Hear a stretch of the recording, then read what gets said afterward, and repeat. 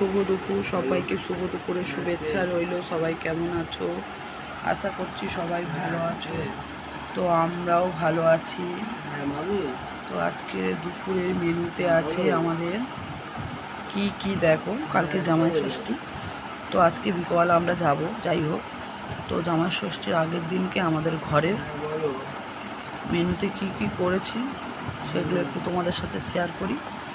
এই দেখো, মাছ ভাজা, মাছের ডিম, চুনো মাছ ভাজা, শাক ভাজা,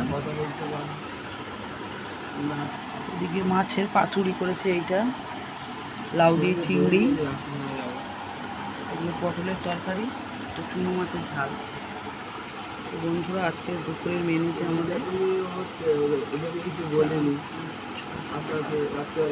8 রকম আছে।